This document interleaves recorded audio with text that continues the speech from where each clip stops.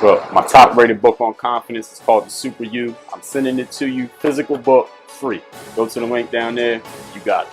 DreAllDay.com. Ladies and gentlemen, you are now tuned into the show where you learn the discipline to show up day after day, to do the work, the confidence to put yourself out there boldly and authentically, and the mental toughness to continue showing up, doing the work, putting yourself out there even when the success you've expected to achieve is yet to be achieved. And on top of all this, use those of personal initiative. You become the go-getter who makes things happen instead of waiting for things to happen. Putting all this together, you now have the mindset, the method, the podcast called Work on Your Game. My name is Dre Baldwin, also known as Dre All Day. Welcome to the show. Today's topic is how do you plan for the unpredictable? You know, in life, the saying is, from the book, the famous book, the best laid plans of mice and men often go awry.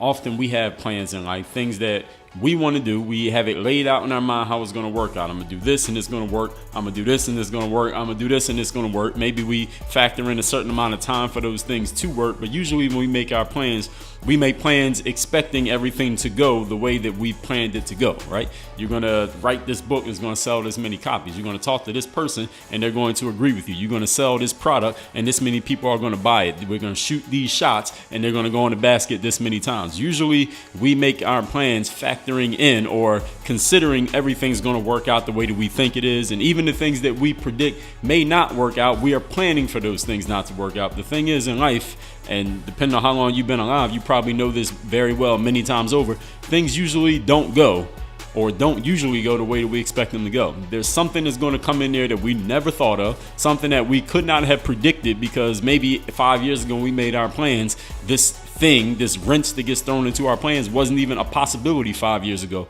when we made our plans. So we could not have planned for it. We could not have prepared ourselves for it. But it's going to be something that happens that we didn't want, something that does not happen that we thought would. Somebody's going to do something that we didn't think they would do. Somebody's not going to do something that we thought they would do. Some person who we don't even know exists when we make our plans is going to exist later on when we get to a certain point in our plan, and they're going to somehow, some way be involved that brings an unexpected and unpredictability into our work, into our plans, into our strategies. How do you deal with that unpredictability? Well, first of all, how do you plan for the unpredictable? And that kind of sounds like an oxymoron, right? How are you going to plan for something that's unpredictable, Dre? Well, that's why you got the Work on Your Game podcast. This is the only place that you can get someone who can explain to you how you plan for something that you can't even predict in life. Let's get right into it. Number one, expect it.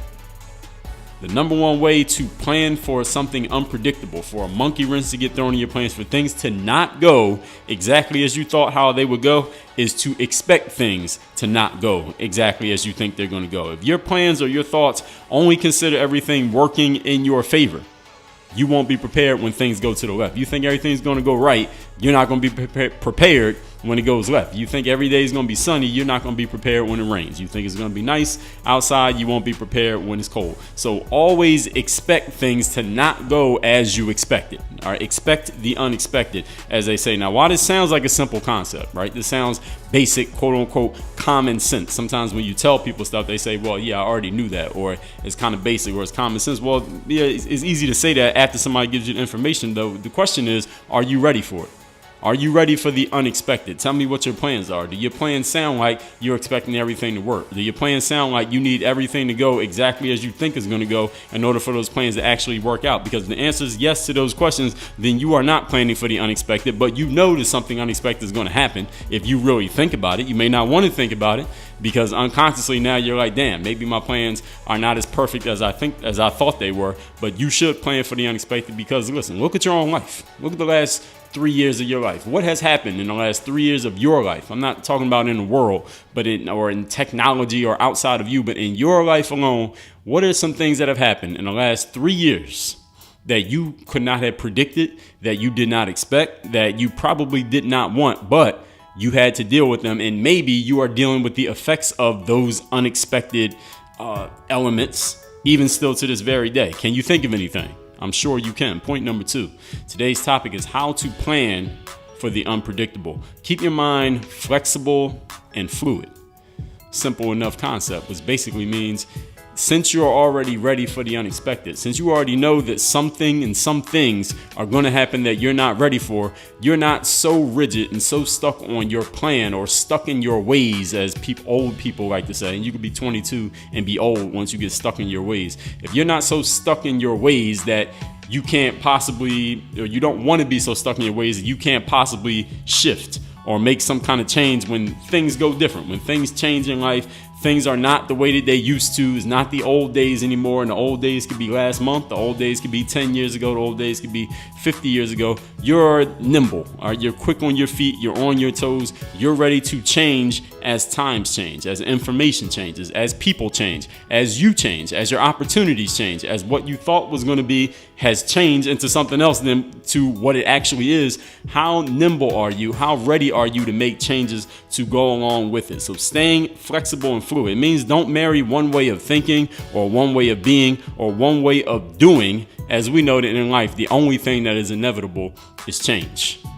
I mean, these days, a lot of people are, at least over the last several years, you heard a lot of people talk about cord cutting. Maybe some of you who are listening to or watching is your cord cutters yourself. You stop paying for cable TV. Now you just pay for internet, or you pay for Wi-Fi, whatever, and you get all your TV watching off of Hulu or Netflix or Amazon Prime or wherever you get it. There's so many different subscription platforms now where you kind of pay through the internet or YouTube TV. There's so many different ways to get it now instead of paying the traditional cable companies, right? No more Hotwire or Comcast or Dish or DirecTV or whomever it was back then. People are making those changes, but there are some people who are so stuck in their ways that they couldn't even think. They couldn't even fathom living a life without having cable TV. They will pay that $50, $60 cable TV bill every month because they just could not adjust themselves mentally to living without having that cable TV. My parents, for example, I believe are still paying. Actually, I don't even have to think about it. I know they are still paying for cable TV every single month, that $50, $60, $70, $80 bill, whatever it is, just because they could not adjust their minds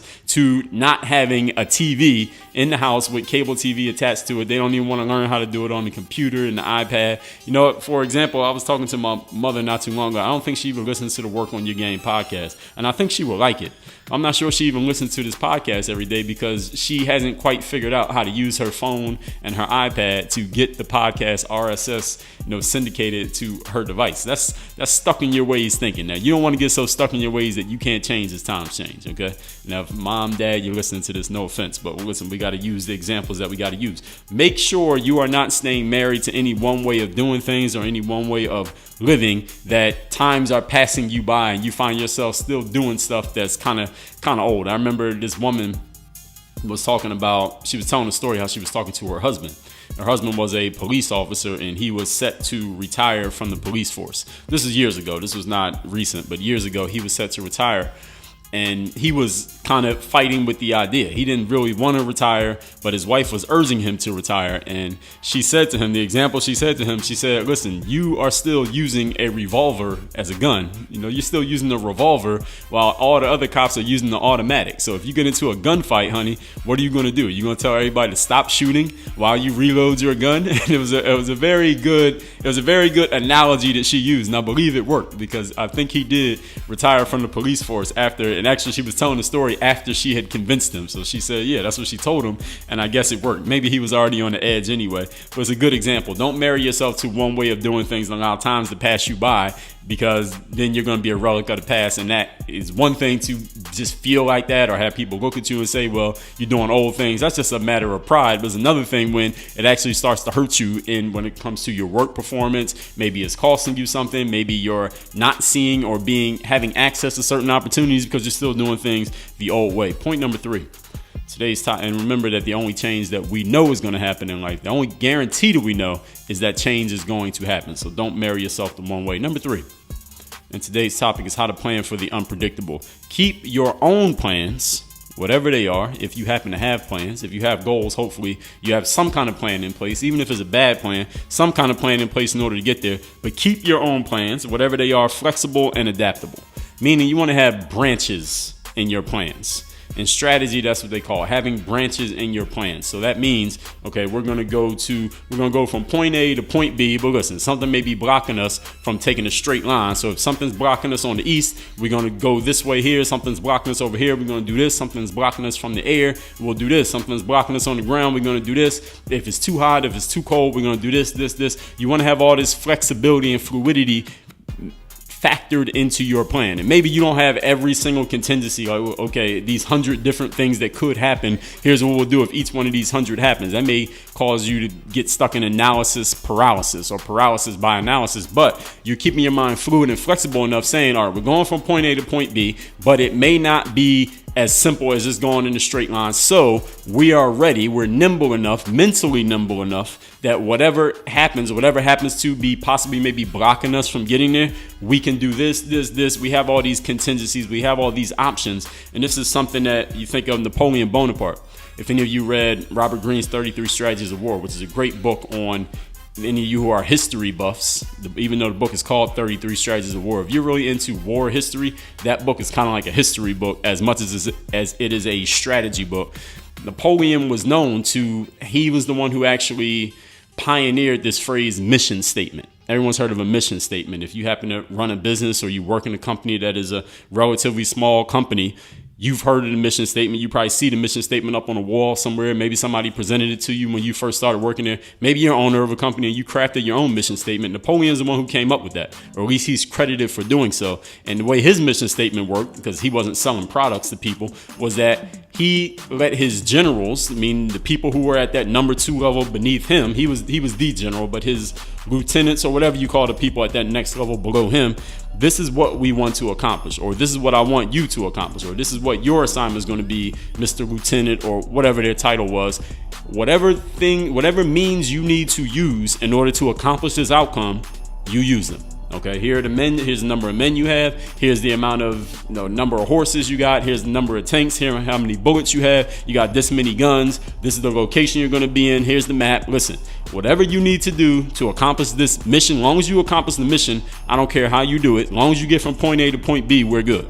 Now, if you don't get the point from point A to point B, then you're going to have to answer to me. But as long as you get there, I don't care how you do it.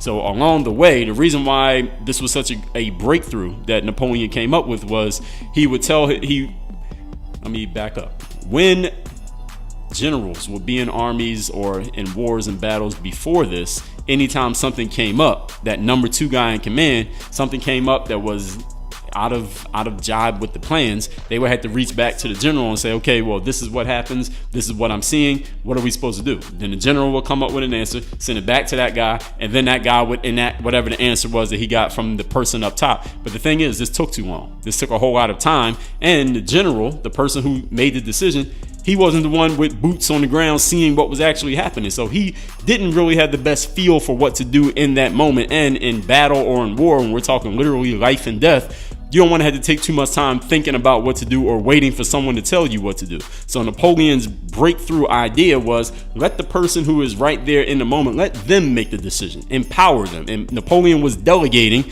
before I don't know if they were even calling it delegation back then, but him giving that mission statement, everyone knew what they needed to do. However they needed to do it, they got it done. He kept his plans flexible and adaptable, and he imbued in his army and the people in charge, whatever position, middle management, upper management, everybody, to stay flexible and adaptable. Whatever you have to do to adapt to the situation in front of you, you do it. Just make sure you complete the mission. This is what we talk about when we talk about having branches in your plans. Now, you may have heard of outside of having branches and plans, if you're not a war general, if you're not in the military, maybe you've heard of the decision tree. If this happens, we do this. That's the way a decision tree works. You've probably seen this, some kind of graphic online. Okay, do you have a computer? Yes or no? If yes, then you go here. All right, do you have a Mac or do you have a PC? And then you pick one. Then it goes to a different end. Then it goes to a different question. Y'all seen that before, right? If you don't have a computer, then go to the store and buy a computer.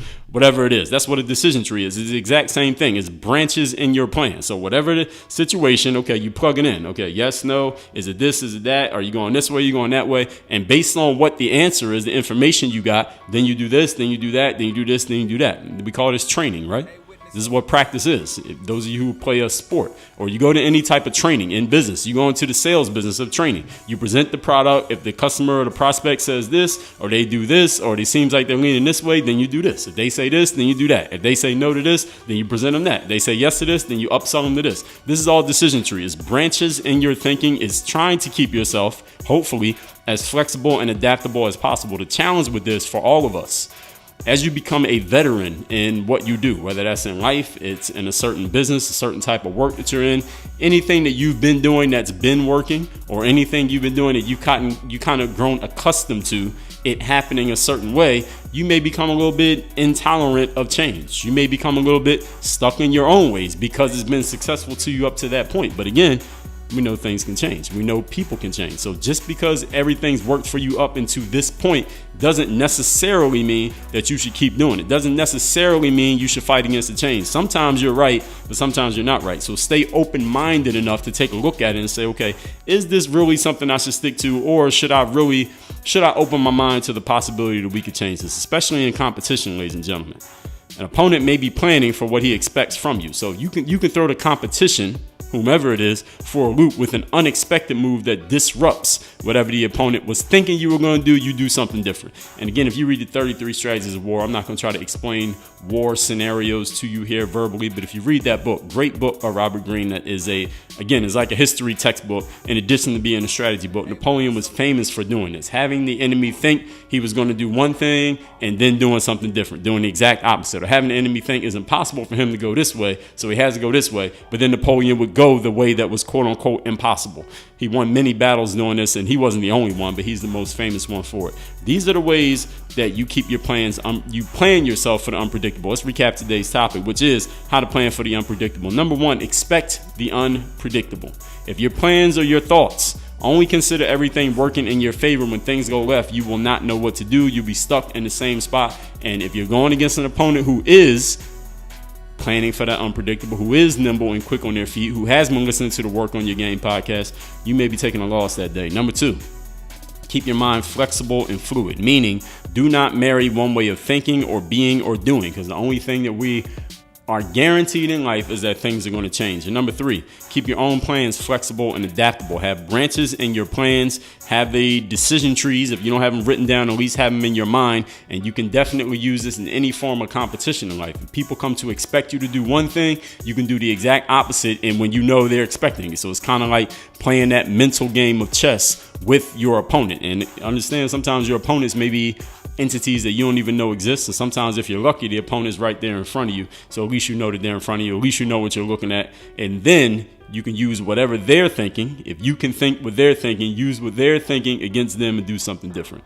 Read that book on strategy, like I told you. Full reading list, dreallday.com/read. Work on your game, dreallday.com.